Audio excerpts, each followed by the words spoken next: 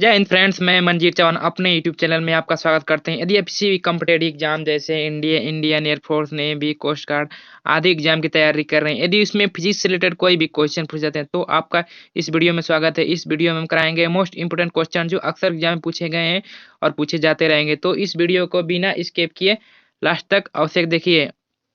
तो चलिए वीडियो को स्टार्ट करते हैं। Question number first, what would be the duration of the years if the distance between the earth and the sun gets doubled? यदि पृथ्वी और सूर्य के बीच की दूरी दुगनी हो जाए तो वर्ष की अवधि क्या होगी?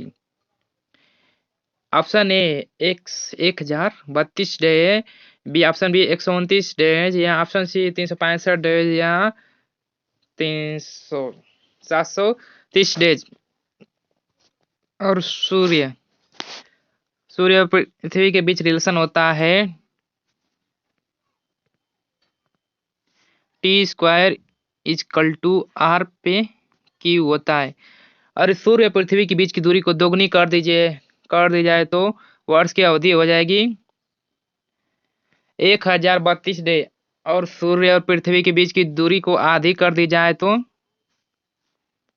हो जाएगा 129 डे। और सूर्य पृथ्वी की दूरी वही रहे तो 365 डे हो जाएगा। तो इसमें ऑप्शन ए इज करेक्ट होगा। और सूर्य पृथ्वी की दूरी को दुगनी कर दी जाए तो एक वर्ष की अवधि 1032 डे हो जाएगा।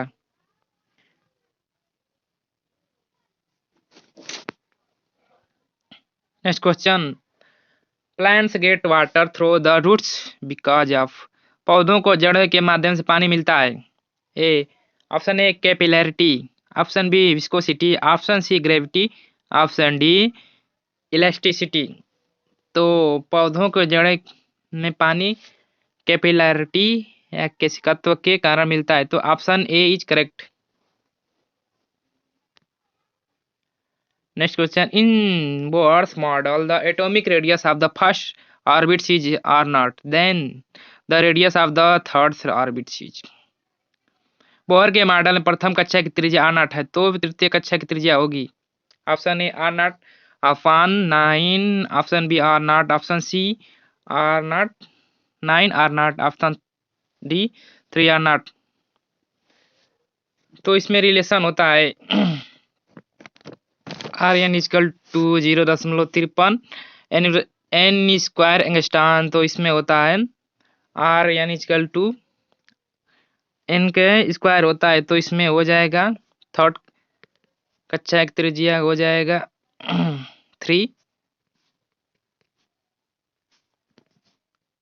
का स्क्वायर नॉट, तो 9 आर नॉट हो जाएगा। तो इसमें option C is correct, 9 R nought होगा। बोहर की थर्ड त्रिज्या क्योंकि रिलेशन होता है आर एन के टू एन स्क्वायर। इसमें option C is correct. Next question, cause of the Doppler effect is. Doppler प्रभाव कारण है। ऑप्शन ए श्रोता एवं पर्यवेक्षक के बीच सापेक्ष गति, ऑप्शन बी तरंगों का अध्यारोपण, ऑप्शन सी तरंगों का परावर्तन, ऑप्शन डी इनमें से कोई नहीं। तो डॉपलर इफेक्ट का कारण होता है स्रोत तथा पर्यवेक्षक के बीच सापेक्ष गति। तो इसमें ऑप्शन ए इज करेक्ट। इसे फिगर देखते हैं जिसमें एक कार है जो मूव कर रही है, जो एक ऑब्जर्वेशन की ओर जा रही है, जो एक व्यक्ति खड़ा है, तो इससे एक डॉपलर इफेक्ट अनुभव करेगा। इसमें फ्रीक्वेंसी होती है R nought equal to N V minus V nought upon V C minus V S होता है। इस चीज की फ्रीक्वेंसी ज्ञात कर सकती है। Period of the revolution of the Jio stationery satellite is. किसी तुल्यकारी उपग्रह का घूर्णन का आवर्तकाल क्या है? ऑप्शन ए 24 घंटा, ऑप्शन बी 30 दिन, ऑप्शन सी 365 दिन, ऑप्शन डी निरंतर परिवर्तनशील।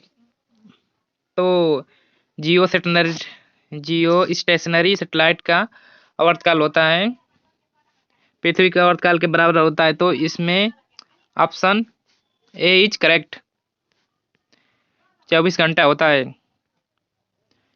क्योंकि जैसे जैसे पृथ्वी मूव करती है वैसे जियो स्टेशनरी मूव करने लगती है। ये जियो स्टेशनरी है, जैसे पृथ्वी मूव कर रही है वैसे वैसे ये जियो स्टेशनरी सेटेलाइट मूव कर रही है, जो जो हमें ये बताती है, जिससे किसी टीवी में से कोई बात हो सकता है, जैसे जैसे सेटेलाइट लगा होता है, इससे हमें अनुभव होता है। Use of the eddy current is done in the following except. भवन धाराओं का उपयोग निम्नलिखित को छोड़कर सभी में किया जाता है।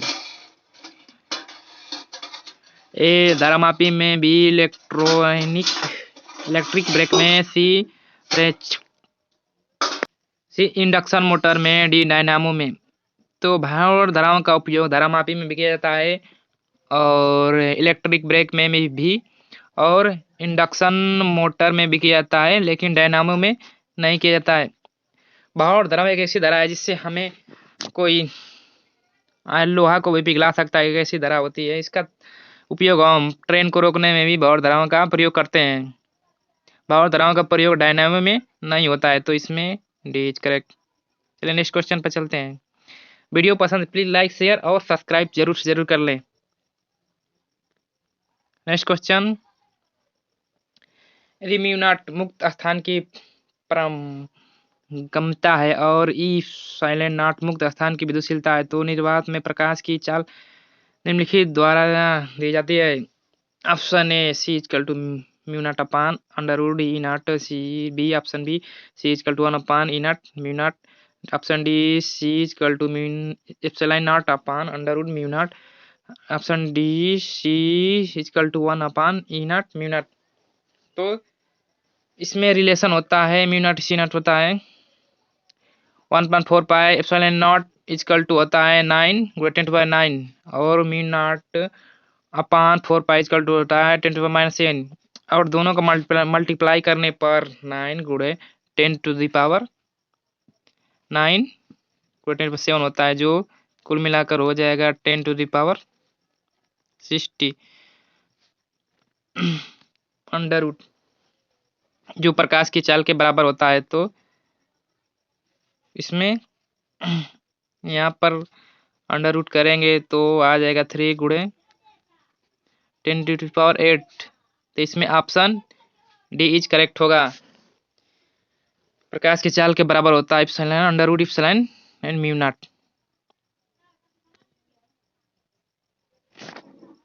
एक समांतर संधारित्र की धारिता 4 माइक्रोफैराड है। यदि प्लेटों के बीच की दूरी को प्रारंभिक दूरी की आधी तक कम कर दिया जाए तो इसकी नई धारिता क्या होगी। Option A 20 microfarad. Option B 15 microfarad. Option C 10 microfarad. Option D 8 microfarad. तो आइए इसमें रिलेशन देखते हैं। सी समांतर संधारित्र धारिता का होता है C equal to mu nought A upon D होता है, तो इसमें सी इसके 1 अपान डी के इनवर्सल प्रोपोर्शनल होता है। तो यदि उसकी धारिता आधे कर दी जाए तो से दुगना हो जाएगा तो 4,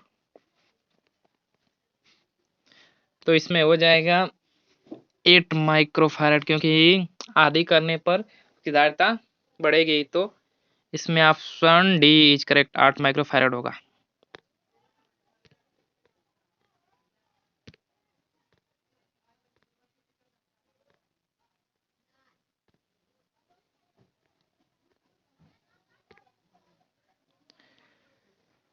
प्रतिरोध 9 ओम का एक तार समबाहु त्रिभुज के रूप में मोड़ा जाता है। इनके दो सिरों के बीच तुल्य प्रतिरोध होगा।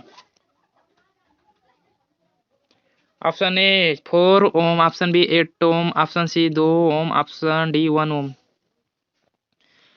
एक तार 9 ओम प्रतिरोध का इससे एक समबाहु त्रिभुज में मोड़ा जाता है, तो इसकी धारिता यहाँ 333 ये दो सीरीज में होंगे, ये दूरी सीरीज में होंगे तो 6 होगा और पैरेलल हो जाएगा तो 1/3, जो मिला जुला कर हो जाएगा 2 ओम होगा। तो इसमें ऑप्शन सी इज करेक्ट।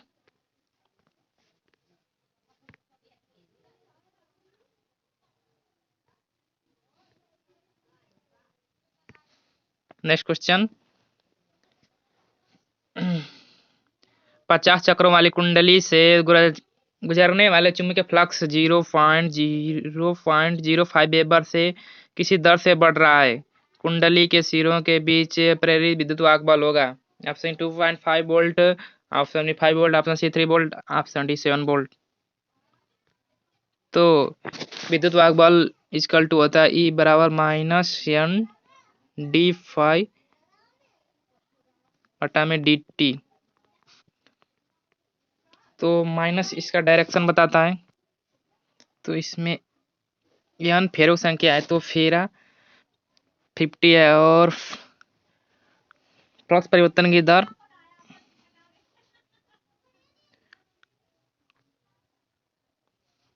0.005 है। तो इसमें हो जाएगा 25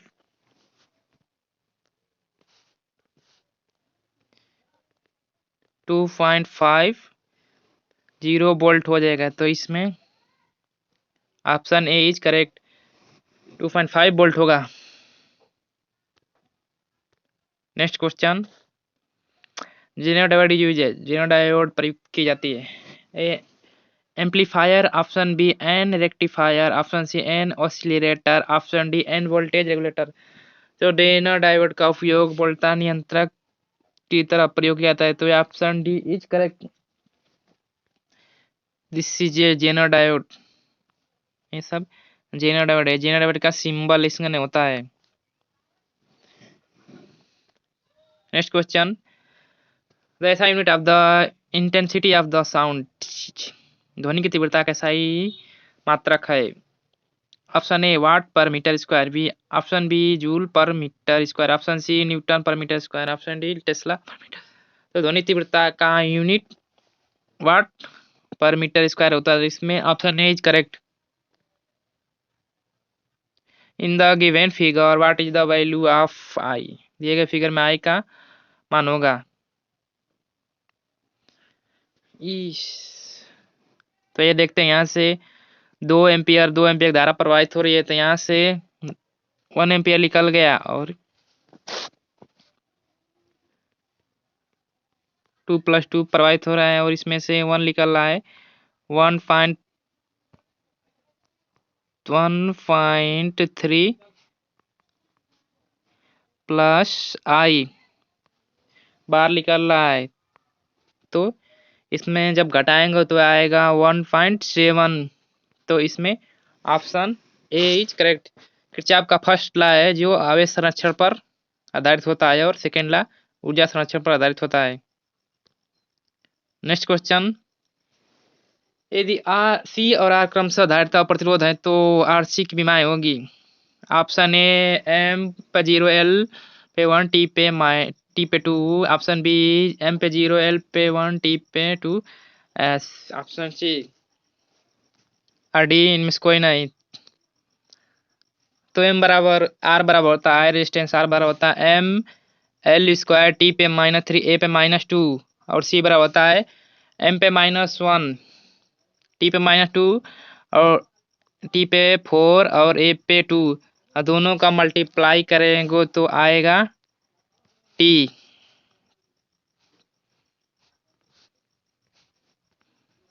तो इसका हो जाएगा एम पे 0 एल पे 0 और टी पे 1। तो आइए मैच करते हैं ऑप्शन। तो इसमें नॉन ऑफ दिस में ऑप्शन डी इज करेक्ट होगा। इसमें दोनों का होगा एम पे 0 एल पे 0 टी पे 1 होता है। एल बाई आर का क्या होता है?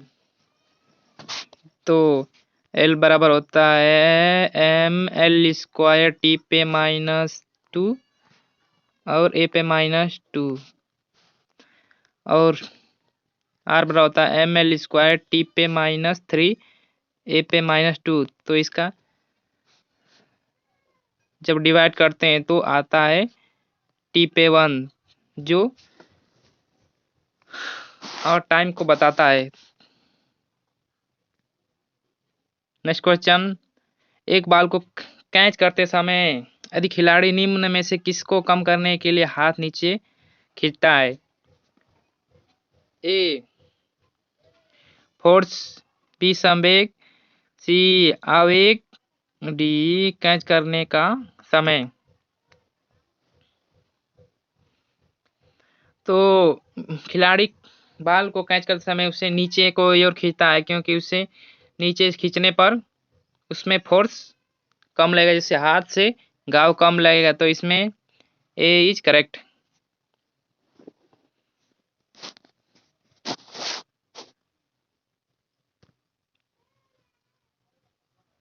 क्योंकि force is universal proportional to 1/t के होता है, जिससे समय अगर बढ़ाएगा तो फोर्स कम लगेगा।